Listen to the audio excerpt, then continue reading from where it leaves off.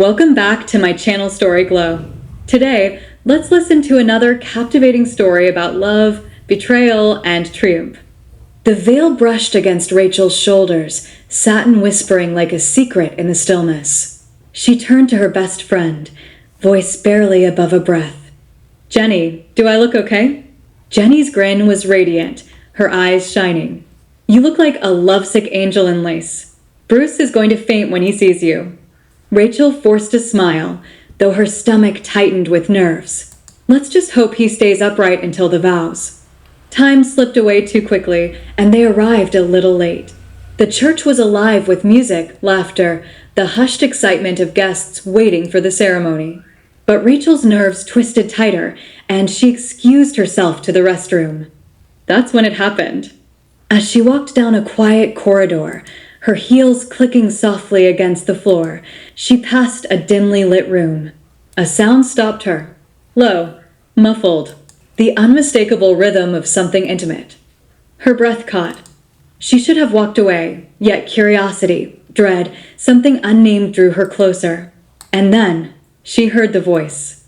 Amanda's voice. "Bruce, I can't wait to see Rachel's face when you leave her at the altar. This is the best prank we've ever pulled." Rachel's heart slammed against her ribs. And then Bruce's reply, low, weighted with desire. "This is the last time, Amanda. You promised we'd be together after this." Amanda's giggle sliced through the air. "We will. Same apartment, same university, just us. But first, let me have you now. Rachel can wait." The words hit Rachel like stones. Her vision blurred, the walls pressing in. She gripped the plaster with trembling fingers, her body cold and burning all at once. This couldn't be real. Bruce? Her Bruce?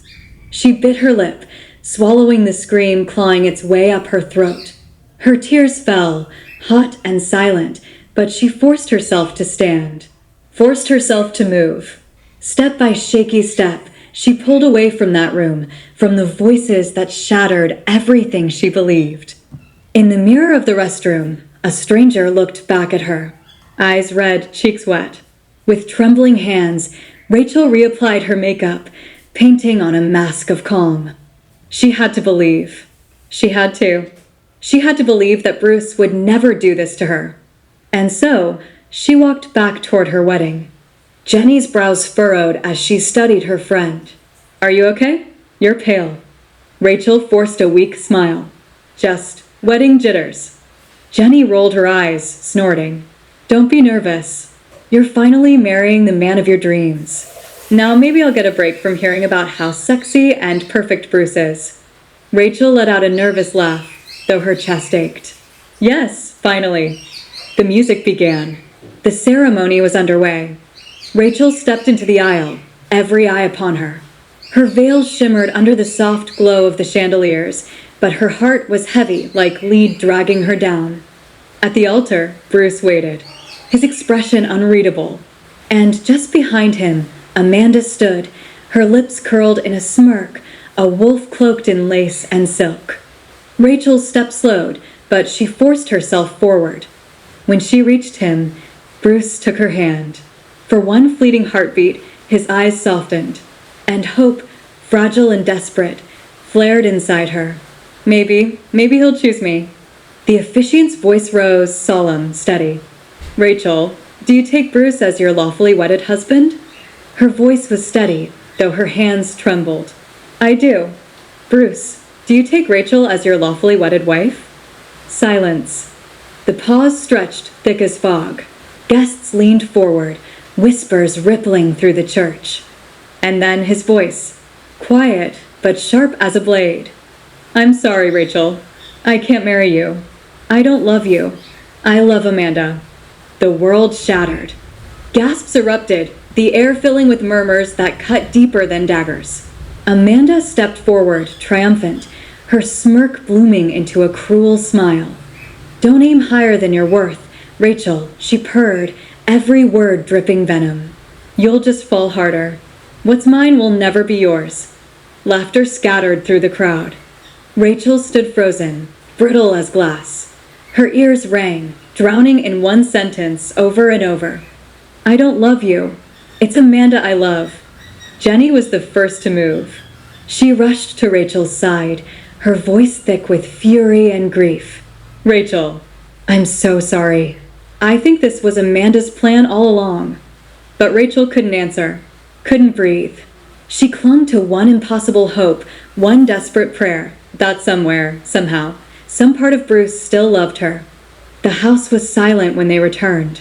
The kind of silence that pressed against the walls, heavy with questions no one wanted to ask. Jenny didn't leave Rachel's side.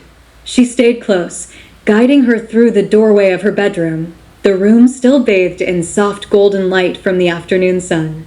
At the door, Rachel's mother appeared. Her hand tightened on the frame, her voice trembling. "Why is she still in her gown? What happened?" Jenny hesitated. Her throat tightened, but she forced the truth out, each word like glass. "Bruce didn't show. He left her. For another woman. On the altar." The air cracked with the weight of those words. Rachel didn't speak, didn't move, her eyes fixed on the wall, unblinking, as though staring at something only she could see. Jenny pulled her close, hugging her fiercely, whispering against her hair. "Take care of yourself, Rachel. You're more worthy than 100 Amandas. Don't forget that." But when Jenny finally left, the room changed. The sunlight dimmed. The warmth drained away. Alone, Rachel crumbled. Her body shook as sobs tore free raw, unrestrained. The sound echoed against the walls, filling the quiet with her grief. She wasn't just mourning Bruce. She was mourning everything, every memory, every hope, every fragile dream she had built around him. Was it all fake? The quiet talks in the dark. The shared dreams of a future together. The warmth of his arms, the promises whispered against her skin. He was her first, her everything. And now, staring into the hollow ache of her heart, she realized he was also her undoing. Rachel had never been popular. She was the nerd, the quiet, studious girl who blended into the background. Invisible, the daughter of a humble policeman and a stay-at-home mother. Her world was small but safe. She loved watching her father train in the backyard, the crisp sound of his movements steady and strong. It was the only place she felt like she could be her true self. Her best friend, Jenny, was her opposite in every way, loud, vibrant, impossible to ignore. But somehow, the two fit together. From grade school to high school, they were inseparable. And then there was Amanda, the queen bee, beautiful, rich, cruel. Her laughter echoed in the halls like a warning bell. Rachel had done her best to stay out of her way, their paths barely crossing. Until the day everything changed. The scholarship announcement. Rachel sat tall in her seat, heart steady, confident. She knew she had it. Her grades were flawless, her achievements undeniable. This was supposed to be hers. The principal's voice carried over the auditorium. "Matilda Harrison will receive the academic scholarship." The applause was scattered, polite. Rachel's breath caught, her heart stumbling. As the students began to rise, Amanda glided past her row. Her lips curved into a smirk, her voice a venomous whisper meant only for Rachel. "Only I deserve this." Rachel blinked, stunned, confused. What did Amanda have to do with this? She couldn't understand. Not then. Not yet. After the scholarship announcement, Rachel's whinged. Her lunch trays dumped into the trash, her books floor, pages crumpling under careless shoes. Whispers trailed her down the hallway, taunts sharpened into threats. They made her finish their homework, their essays, their projects, all under the shadow of promised beatings if she refused. But Rachel never fought back. She never raised her voice. Every day, she whispered to herself like a prayer. "One more year, then I'll be free." One afternoon, it all came to a head. She was cornered behind the school, for girls, laughter cruel, their words slicing deeper than their shoves. And then another voice cut through, strong, commanding. "Hey, leave her alone." The bullies froze. And then, just like that, they scattered. Rachel lifted her eyes. Bruce. He stood there, tall, steady, his presence burning away the shadows. He turned to her, his gaze softening. "Are you okay?" Rachel blinked through her tears. Her voice trembled. "Yes, thank you."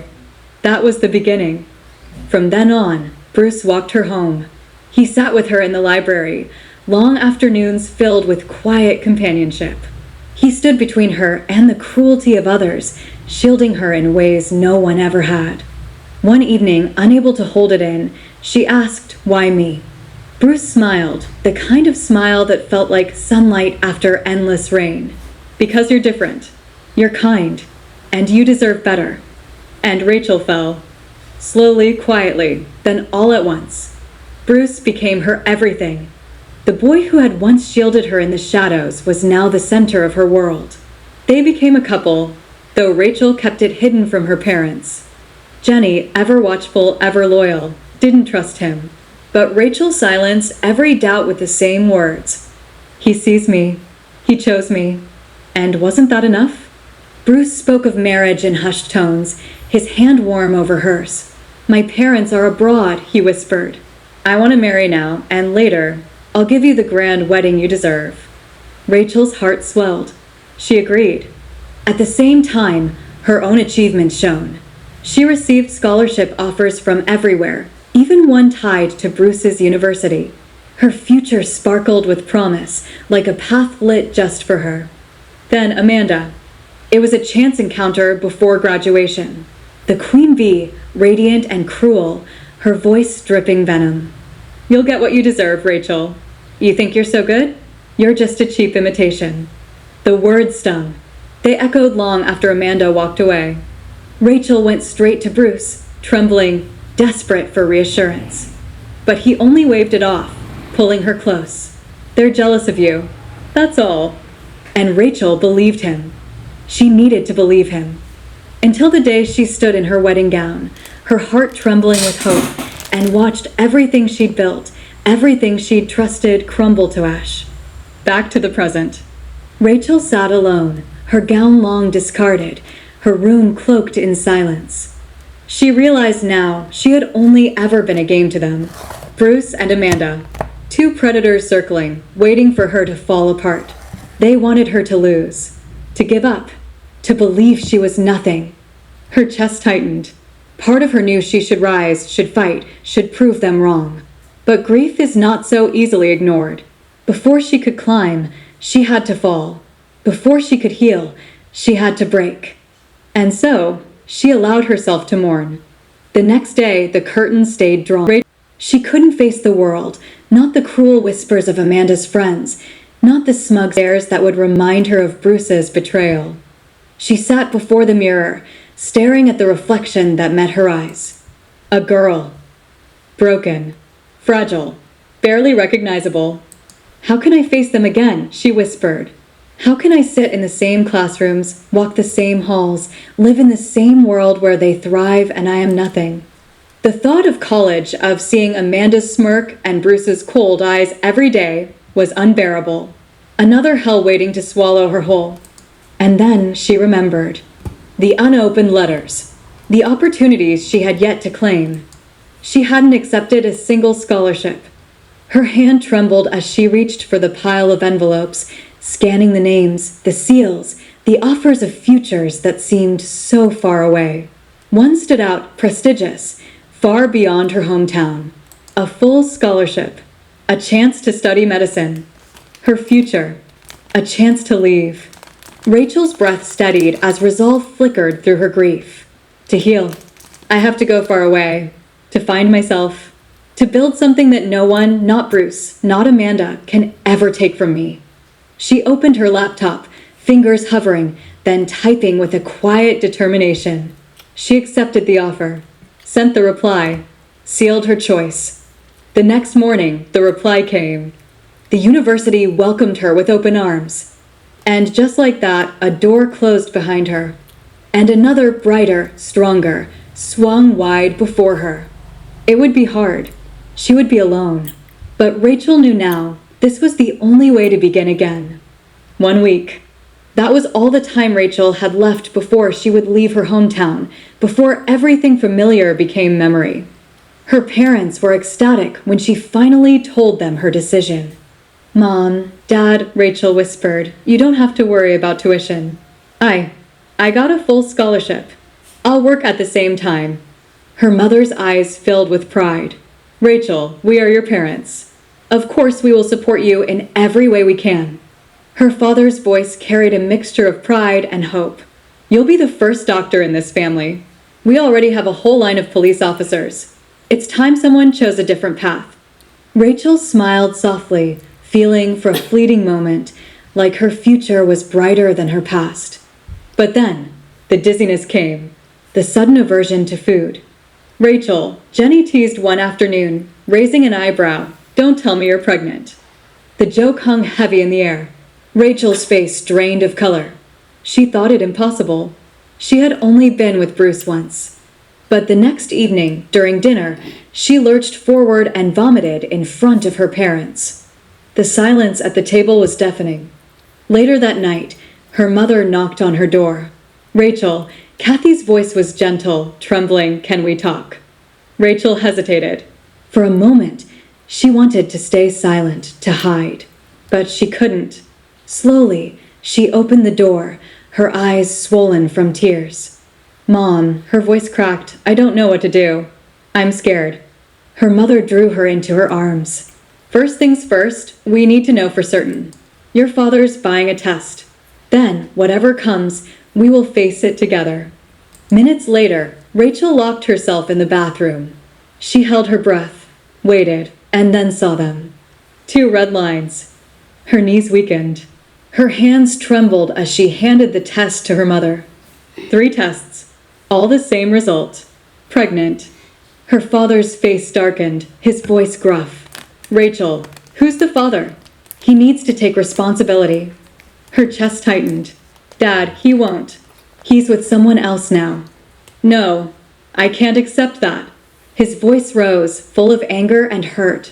"Tell me, Rachel. This child needs a father." Tears spilled down her cheeks. "Dad, I told you. I'm nothing to him. Please." Her mother placed a hand on his shoulder, her voice firm but soft. "Edmund, don't scare her. It's already hard enough for her." They decided to rest on it, to clear their minds. But that night, Rachel lay awake, her thoughts spiraling. Could she keep the baby? Could she still go to college? It seemed impossible. She was inexperienced, unprepared. She knew the practical option was to terminate. But in her heart, she couldn't. She believed in life, in healing. The child inside her, innocent, blameless, was not Bruce's sin. And so, though fear gripped her, Rachel made her choice. She would keep the baby. She would still chase her dream. Somehow. At breakfast the next morning, her voice was steady. "Mom, Dad, I've decided. I'm keeping the baby, and I'm still going to college." Her parents exchanged a look, part worry, part pride. But in the end, they supported her. They promised to help her build her new life, even if it meant carrying the burden with her.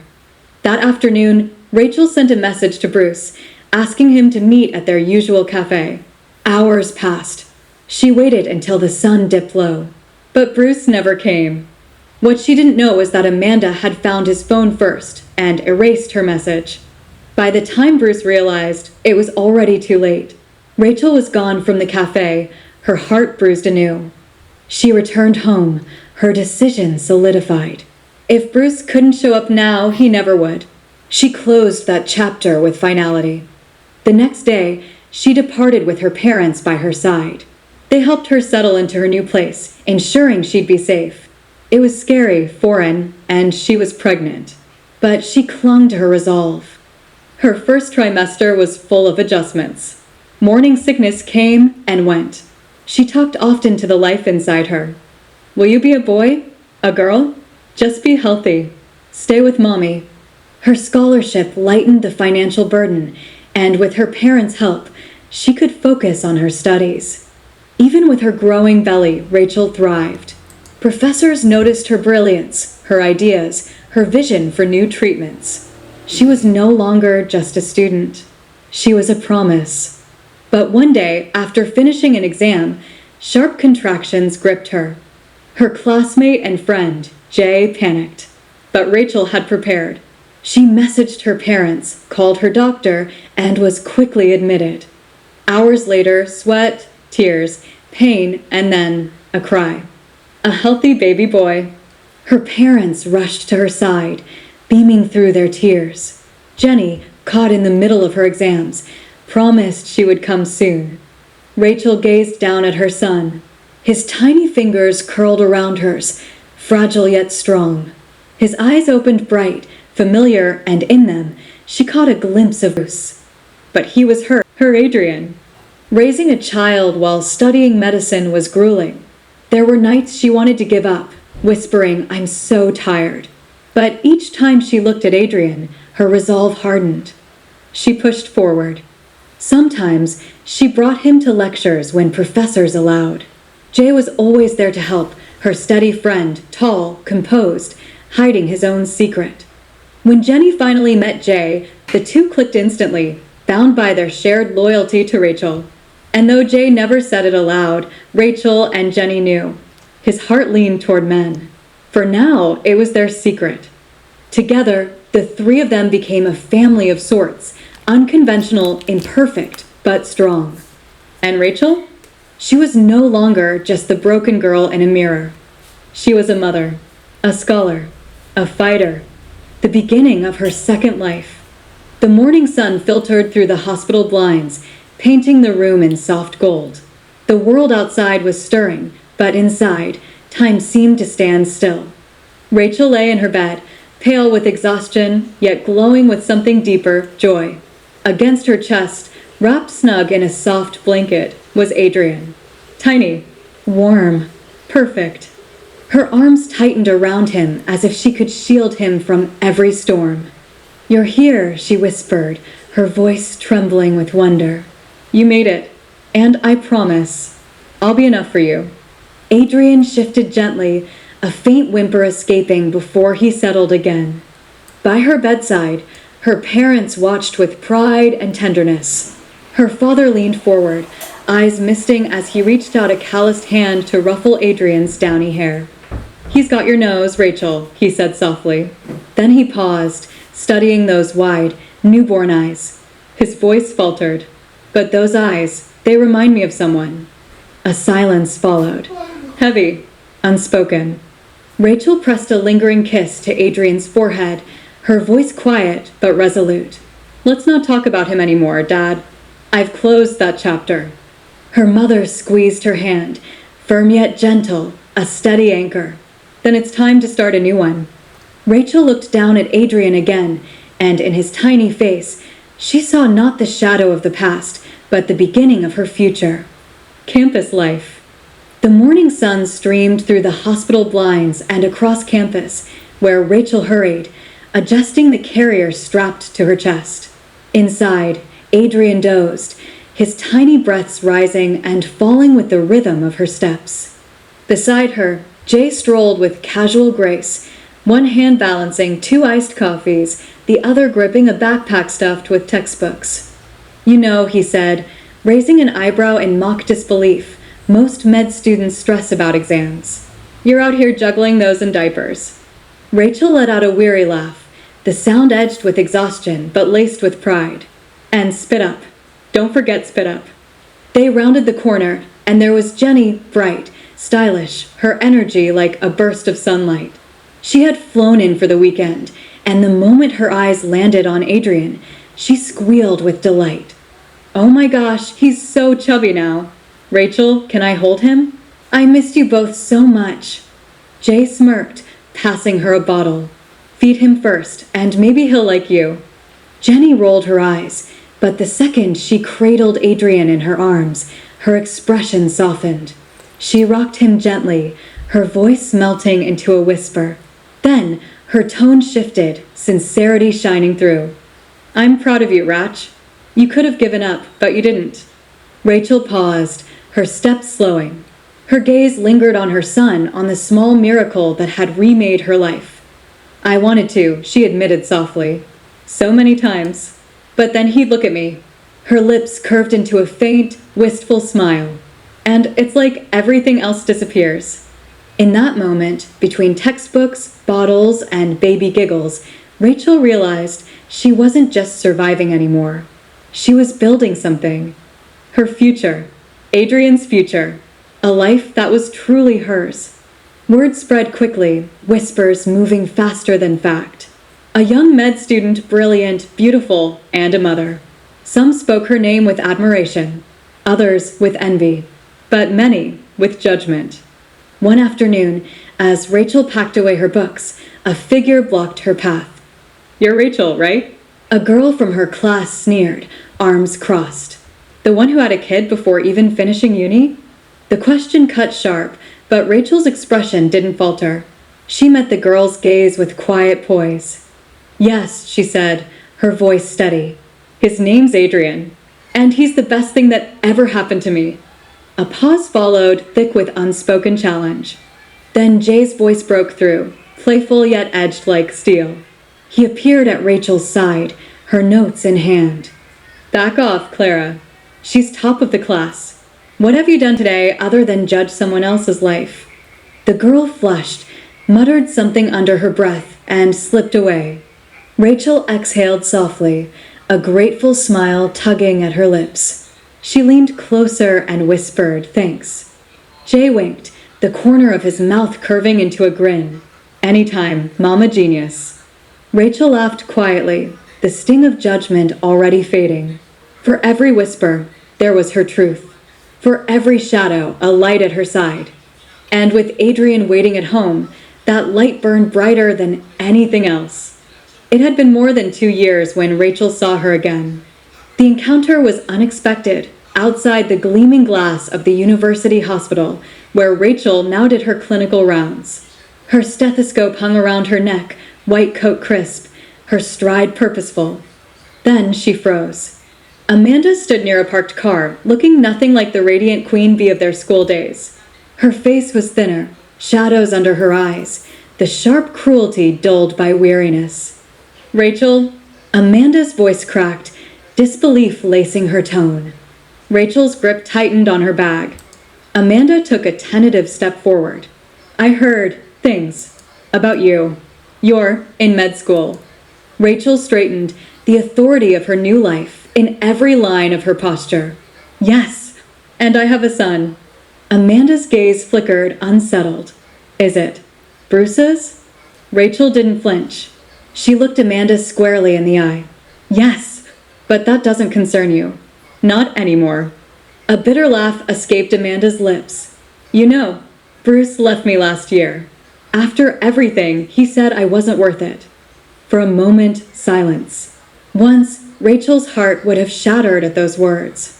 Now, it didn't even stir. "He finally got something right," Rachel said simply. Then she turned and walked away, her stethoscope catching the sunlight, her stride unshaken. That night, as Adrian played with blocks beside her desk, Rachel studied in the glow of her lamp. Then her laptop chimed.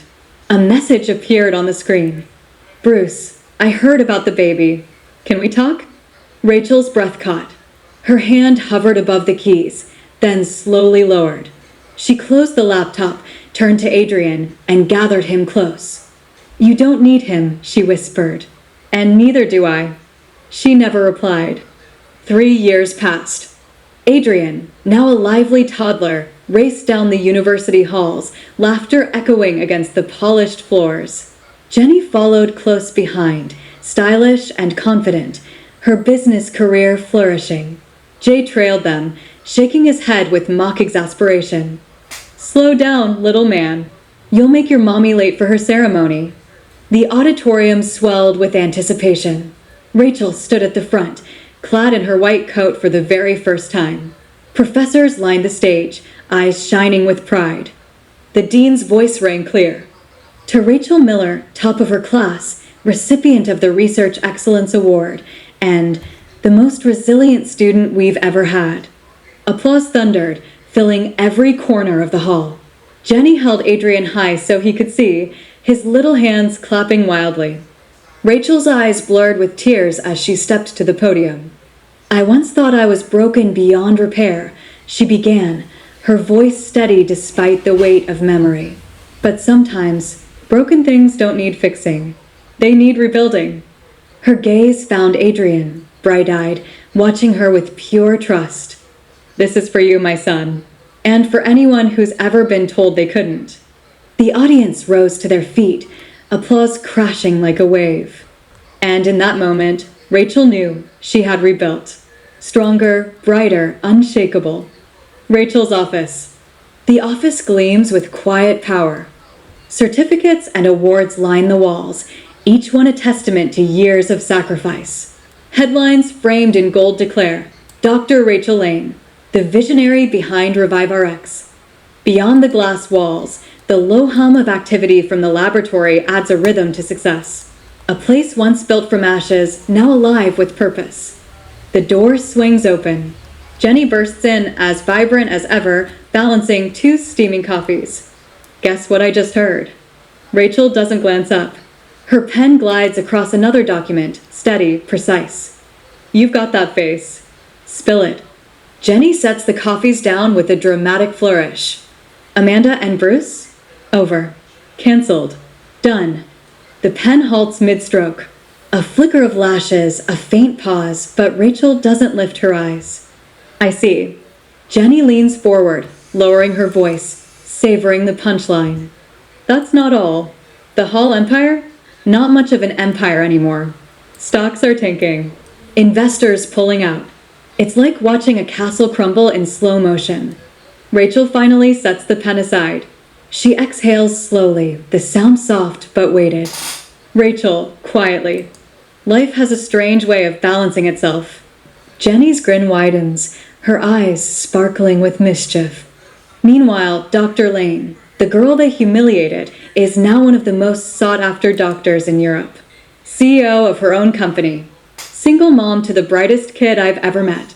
If this isn't karma, I don't know what is. Rachel leans back in her chair, gaze drifting past Jenny toward the skyline stretching beyond her window. The city pulses with energy, her city now, her world. I don't need their downfall, Jenny. I have this. My son. My work. That's enough. Jenny raises her coffee cup, teasing but sincere. Sure, but it doesn't hurt knowing the universe did you a little favor. A small smile curves Rachel's lips, bittersweet and radiant all at once. I used to think Bruce was my whole world, but I was wrong. My world was waiting for me to build it myself. And I did. Jenny lifts her cup higher, eyes gleaming. To building worlds. Rachel clinks her cup against Jenny's, the sound sharp and sure. To building worlds. The scene lingers on Rachel's face, confident, luminous, and utterly at peace, as the hum of her thriving company swells in the background. Her chapter of pain. Rachel clinks her cup against Jenny's, the sound sharp and sure. To building worlds. The scene lingers on Rachel's face, confident, luminous, and utterly at peace, as the hum of her thriving company swells in the background. Her chapter of pain is over. A new one, entirely her own, has already begun. About